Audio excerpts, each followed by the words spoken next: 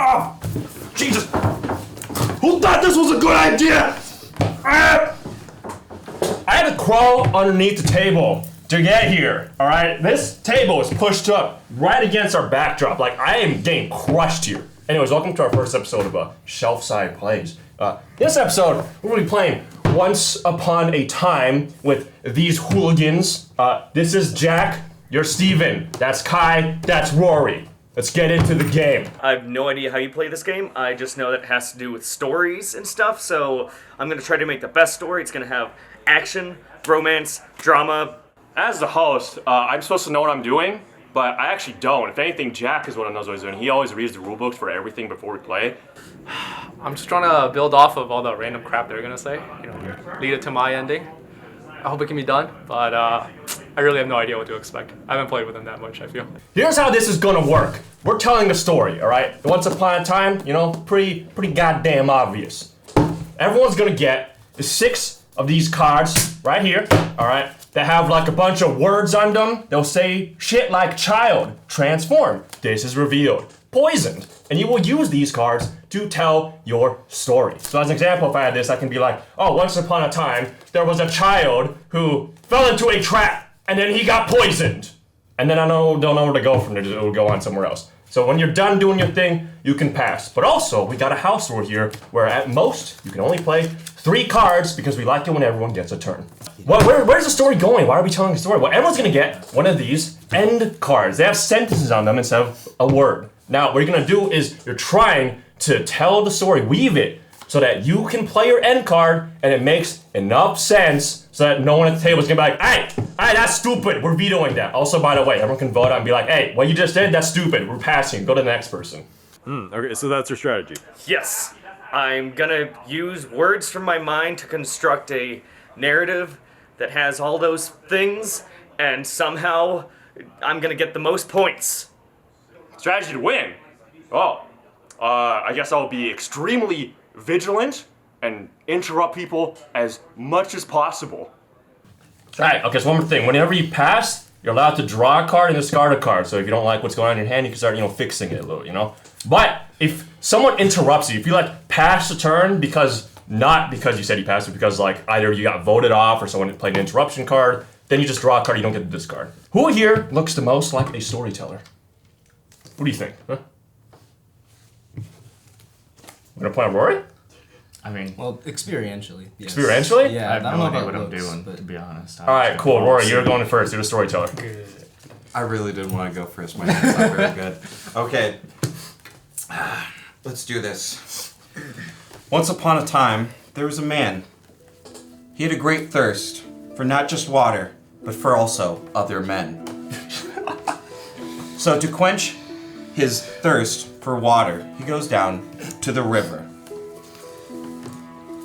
He dips his hands into the water, brings it up to his mouth, and begins to drink. But he can see across from the river is some movement. What is that? Another man. Is that a strategy to have a good time? That's a pretty good damn strategy if you ask me.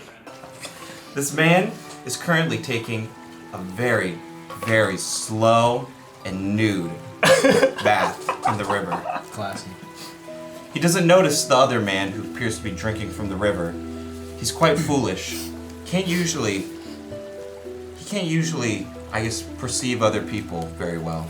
He's quite oblivious. And this foolish man, as he continues to bathe, not knowing that he's being watched, is suddenly jumped upon by several brigands, who then imprison him and they kidnap him and take him away. I'm dumb. What's a brigand? A brigand's Bandits, right? Oh, brigands. Yeah. I thought you said brigand. I was like, is this some Okay. strange creature I've never... Okay, I brigand. was thinking griffin. I'm done. Brigands. A So, griffin yeah. bird. Yeah, so now you guys draw... are- Yeah, so now you draw a card and discard a card. And then it goes over to Kai. Can I just get a whole ass new deck? You mean hand? Hands. You know what? Just for you, we're cheating. Here. Oh, beautiful.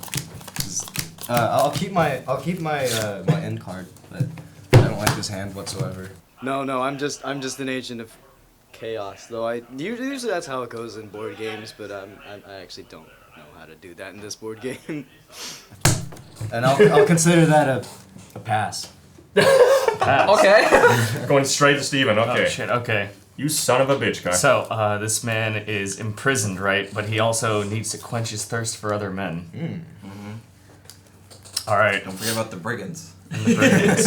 Brigands? So why was he imprisoned exactly? Was he just So the hot, oblivious, foolish man okay? was taken hostage essentially. Like he probably was handcuffed, maybe thrown in like a cage or something. Oh, yeah. Like the brigands just kidnapped him. They're like, I don't know what we're gonna do with this guy, but we'll do something. Yeah, that's hot. And then the river guy just watched us just drinking water. Oh, he So doesn't. the river man is still in the river. No, then, no, right? he just watches this all happen across the river. What was the point of the riverman? Huh? You'll see. I don't know. You gotta lead Okay. back to it. It's a red herring. God. And you make me do something stupid. I don't know. Okay. After 10 long, mysterious years of being imprisoned, he was finally let out after being ignored by the brigands for so long. And once they noticed him, they realized he didn't have shit to give to them. And And didn't they're they like, like abduct him while he was naked, just like in the river taking a yeah, they bath? just abducted him. They thought he had some shit with him. Then they forgot about him for 10 years. He got released, and he's out here just with nothing to do. And so he comes out. He's very frightened. He's Oh, very actually, no, I'm frightened. gonna have to interrupt you here, my friend. Oh, okay. All right. Oh, So, you draw a card rather when you get than being interrupted. frightened, this young man, this older gentleman, after so much time in captivity, is very glad to be free. And he believes that he must start life anew because after so many years has passed, his livelihood is gone. He doesn't know how to get back to his hometown. So, there's nothing else he can do. He has Wait, to when go. you interrupt, aren't you supposed to interrupt like with this, so you replace that aspect? Yeah. So he's not frightened actually. Oh, you're getting. He's, okay, he's you're getting- elated to be out Okay. here. Okay, I see where you're going. So he has to move somewhere far away in order to ensure that he can begin his new life away from these brigands, away from all these terrible things that's happened to him over these past decade. But he did remember something. He was not oblivious at the time of his kidnapping. He did notice a beautiful young gentleman just taking a drink of water where he was bathing. Yeah. Of course, as a master of love, he knew not to call it out for what it is, peeping, very suspicious at such a time. But that was fine. After all these 10 years, the only thing that kept him strong, his will to live, was his memories, that innocent time. So, as he wandered in this new town, knocking door to door, trying to make amends, trying to find some way to survive in this hostile new territory, a terrible storm passed overhead. Now, he had no shelter, nowhere to go. He didn't know what to do, and so he just wandered into the city stables, trying to find someplace warm, someplace safe. And I pass. Alright, so we're going clockwise. That means it goes back over to Rory, and I get completely fucked. Nice. I'm gonna tell a great story, that's the whole goal of what I'm doing. We're gonna have a good time here, alright, guys? So wait, he was in the stables? Yes. Okay, and there's a big storm overhead, yeah. He weathered out the storm in the stables. All alone. All he could think about was that young man he once saw. That thirsty, thirsty young man. And as the storm passed, a new day came. And with a new day coming, so did the stable master, who evicted this young man, our old man now. I thought it was a whole different. The stable master says, "Get out of here, you scamp." So he flees the town, and he ends up in a swamp. Nice and sticky. After narrowly avoiding being eaten alive by alligators and mosquitoes in the swamp, he finds a long and abandoned tower. All he can think is, well, this is another roof over my head for at least one other night. I pass the turn on to you. Here's your card. Discard a card. In the tower, the man. Is it the thirsty man or is it? This is the guy. who got Everyone is kidnapped. thirsty in This this. is- Yeah. Okay, gotcha. Yeah. All right. So the imprisoned man finds an orphan. This orphan, I don't fucking know. He's an orphan. There's an orphan in the He tower. doesn't got have it. parents. He's fucking sad. And so this man tells him, you know what'll make you happy? Making mischief and making love. time to pass the turn. Okay. Alright. And so while lecturing this boy on how to make mischief and love, this little boy says, "The fuck you know about this shit, dude? You're just a fucking beggar." This is true. Oh, I'm sorry. I'm gonna have to interrupt you once more. Oh God! Damn it! Nothing personal. Let's go. Fucking Jack keeps on interrupting the shit out of me. I have an entire story planned out. I do feel bad for Steven. He got pretty hard. Look, I had no other chance. I had no other window of opportunity. Jack has just been interrupting every time, so I haven't even gotten to say anything yet. And he's like, "No, I'll interrupt it. I'll just screw over your entire plan." I mean, what the fuck? What the fuck? Shut up! I'm sorry, Steven. Forgive me, please. But I had to screw over somebody. I had to my hand is half interrupts, dude. What else do I do? You see, pissing off this orphan, he didn't know the true nature. I mean, a young boy, he can't possibly survive out in some abandoned building all by himself. It's clear that this orphan is actually an evil sorcerer. And he likes to trick young men into his tower, do terrible things to them every night. So there was only one way to get away from this nasty sorcerer. As he was led into his dungeon cell, locked away, and led trembling in the cold dark, the older men now had to decide what to do. He knew that there must be some way out of here. He knew that there must be some way to escape with his life, but in such a magical tower, it doesn't seem there's much hope for him. And so he waited. Time passed into the night. Into the morning hours, nothing happened. Thanks, It Jack. could have been something. Where did the evil man go? But perhaps this was part of the curse. Perhaps because he wanted these other men, that this was the negative side, that there will be no men, no company for him, as he spends his time forever in this tower, forever abandoned, forever alone. He will always have that memory 10 years ago of that young man at the riverside, and he will never have someone like him again.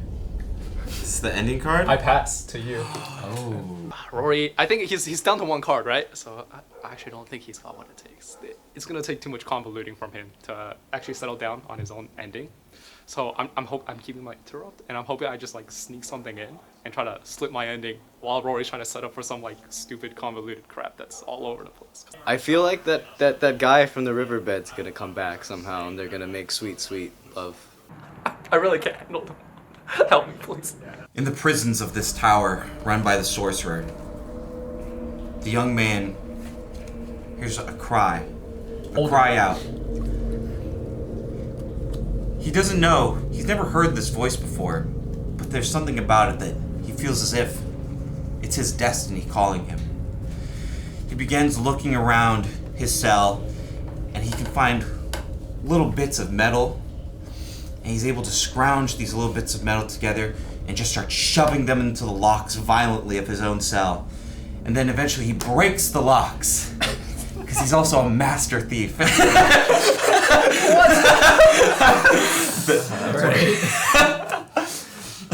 gonna go somewhere. We're gonna let this one pass. Yeah. As he cracks open the cell, reinvigorated by his call to his destiny, he goes up, he climbs up the stairs of the tower, ascending ever higher, seeing all sorts of weird vials and other different strange arcane contraption of the sorcerer. And he can hear 3 voices, a man crying, a man whispering, and a woman cackling endlessly.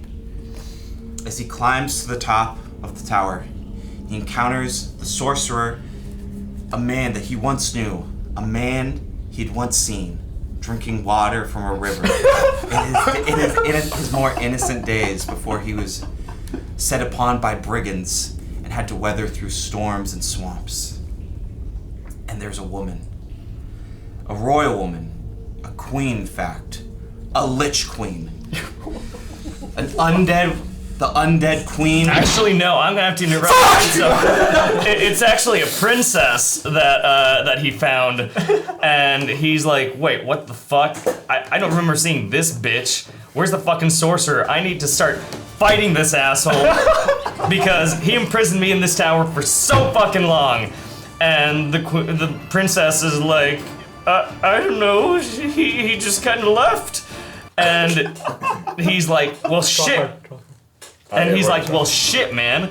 Like, I need to fucking kill this dude, and then I need to find my riverman because, you know what, thinking about him so much just has me falling in love with him. I thought he was already in love with him. Well, he's fallen in love with him even more now. Okay. Okay, so the Lich Queen's like, alright, sure, dude, you do your thing. You know what, actually, in fact, just to get you out of here, because I need to... It's Princess. Princess? Oh, fuck, right, okay, yeah. So the princess is like, okay, so check this out. There's all these vials in here, this tower. It's fucking crazy, alright? So, just to help you find him, alright, I got this cauldron, alright? And I got... Actually, no. Instead, she has a... I'm so lost. What the fuck is even going on? Wait. I interrupted him with a thing. Okay. Dan has gotten cucked. I love watching Dan just endlessly be able to do nothing. So I don't really know what I'm doing anymore. I think it's a lost cause, so I'm gonna enjoy the ride. This is very entertaining. I need to know what happens to this fucking, this decrepit old man in the orphan now. It's like, I'm invested, you know? I don't know, as far as I'm concerned, everyone in the story just wants to fuck each other. So here, this is actually a love letter given to me by this young man, this sorcerer that you call him. And I've seen what has happened. With my crystal ball, I've seen the terrible things that has occurred between you and him. This younger man, you know, he saw you taken away, and in his hate, in his vitriol, he sought to trap you 10 years later in his tower, to keep you all to himself. But I hope one day you can break him free from his cycle of hatred. Ascend the stairs, older gentleman, and have him find true love between the two of you. And so our protagonist ventures up the stairs into an elegant bedroom filled with pillows, lush items, and straddled on the bed is this young sorcerer twiddling his thumbs. Just end it. Just ready. Just win already. To enact his evil plans upon our protagonist. But our protagonist knows that As long as you there's only one thing card, that like, needs to be done. as an aspect. He leans in closer. He looks him deep into the eyes of the sorcerer. I love you, young man. Can Mike even hear I'm that? gonna interrupt you real quick. He's like, hey, fucking take off your clothes. Can you- filthy fucking wait. I didn't mention Wait, clothes. can you interrupt and interrupt? But I have Yeah. I have the thing. Wait, what's I have the- clothes. Well, technically you need to interrupt, actually. No, you need to card needs to say And like, it's already been used. if he on says that. the word, the instant he said they're taking Wait, off their clothes. what was he can- the last card that you I'm so played? pissed off. I played this. It's like treasure. I played that, yeah. Oh my god. Okay, never mind. Embarrassment out of myself. Yeah, if he ever says clothes, you can play that. Leaned in closer and gave him a kiss on the cheek. And with that simple gesture, the curse has been broken. True love has broken the enchantment.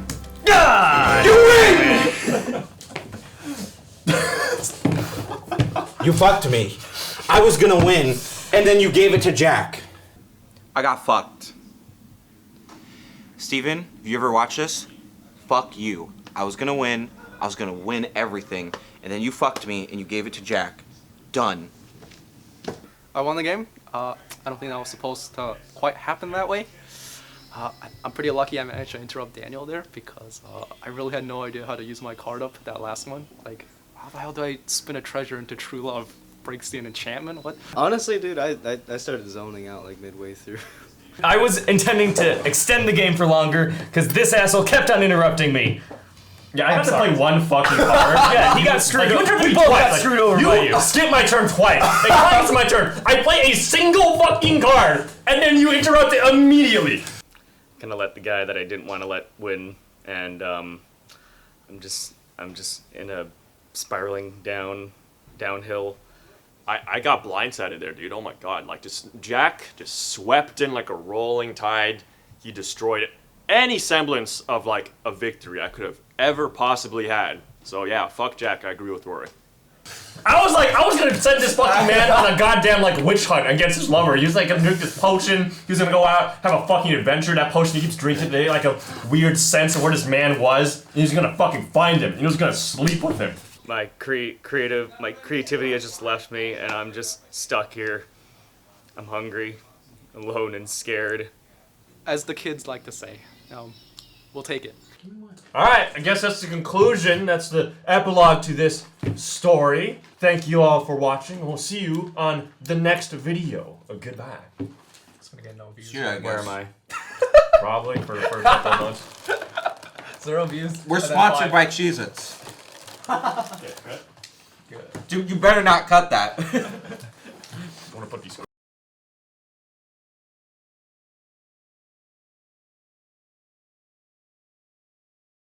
But like, I kind of want to, contribute my own shit. I got like an axe and like a cauldron and like sleeping, but that never got mentioned anywhere.